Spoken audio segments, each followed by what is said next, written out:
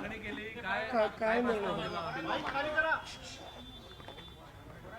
नागपूर, चंद्रपूर, अकोला आणि अमरावती या महानगरपालिकेच्या निवडणुकींच्या निमित्तानं महायुतीच्या संदर्भात मी संजय भाऊ, आशिष भाऊ, कुमालजी तुमाणे साहेब आणि आनंद अडसूळ साहेब आमच्या चारही महानगरमधल्या प्रमुख पदाधिकाऱ्यांना घेऊन भाजपाच्या प्रमुख पदाधिकाऱ्यांशी चर्चा करण्यासाठी बावनकुळे साहेबांच्या नेतृत्वाखाली ज्या बैठका होत्या त्या बैठकीमध्ये आम्ही आलो होतो.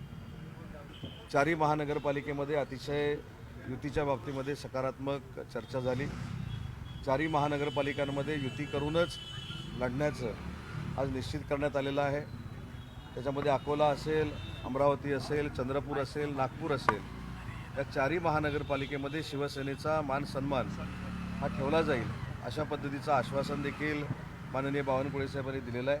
त्याच्यामुळे चारही महानगरपालिकेमध्ये आम्ही महायुती म्हणून लढणार आहोत. फॉर्म्युला काय असणार आहे? कुठल्या याच्यावर जागा वाटप? जागा वाटपाच्या निश्चितीपेक्षा प्रत्येक जागेवर आम्ही महायुती म्हणून लढणार आहोत. शिवसेना भाजप युती म्हणून लढणार आहोत. शिवसेना भाजप, RPI, अमरावतीमध्ये स्वाभिमान पार्टी आहे, सगळे असे आम्ही एकत्र लढणार आहोत.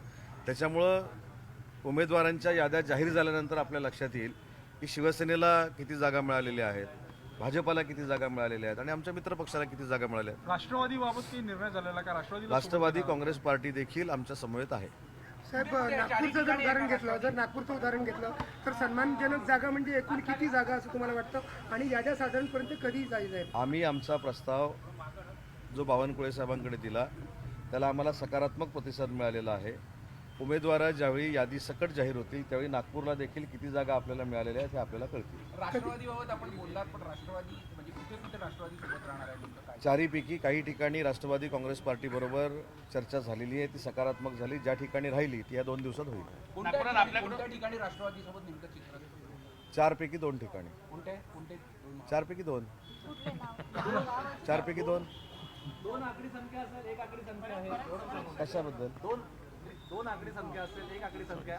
आज ज्या पद्धतीनं मागणी झाली तुमच्या वतीनं 2 मी आकडी परत एकदा रिपीट करतो की आम्ही जो प्रस्ताव चारही महानगरपालिकेचा बावनकुळे साहेब आणि त्यांच्या जिल्ह्याच्या प्रत्येक नेत्यांकडे दिला त्याच्यामध्ये चंद्रपूरसाठी स्वतः मुनगंटीवार साहेब होते, हंसराज अहिर साहेब होते, त्यांचे सगळे पदाधिकारी होते, सकारात्मक प्रतिसाद दिलेला आहे. अकोल्याला देखील सकारात्मक प्रतिसाद दिलेला आहे, स्वतः सावरकर साहेब होते.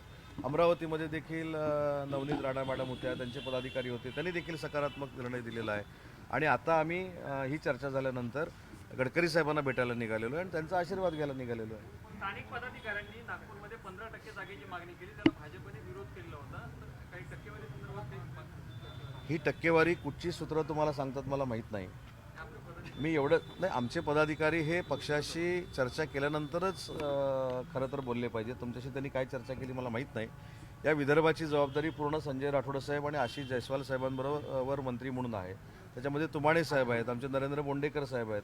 ही सगळी ज्येष्ठ मंडळी तुमच्याशी ज्यावेळी बोलतील त्यावेळेस ते तुम्ही खरं माना. सावंत साहेब, गेल्यावेळी ज्यावेळी दोन्ही सेना एकत्र होत्या त्यावेळी तुमचे 2 नगरसेवक होते, आता तर वेगवेगळे झाले, त्यामुळे तुम्हाला जागा वाटप करताना एका आकड्यावर थांबवण्याचा भाजपचा प्रयत्न राहील. पुन्हा एकदा सांगतो की नागपूर महानगरपालिकेची युतीची यादी ज्यावेळी जाहीर होईल त्यावेळी आम्हाला किती सन्मानपूर्वक जागा मिळालेल्या आहेत हे तुमच्या लक्षात येईल.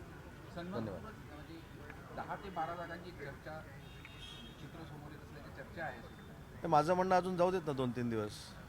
गडकरी साहेबांची नेमकी भेट काय? गडकरी साहेबांचा आशीर्वाद घ्यायला आम्ही तिथे चाललेलो आहोत.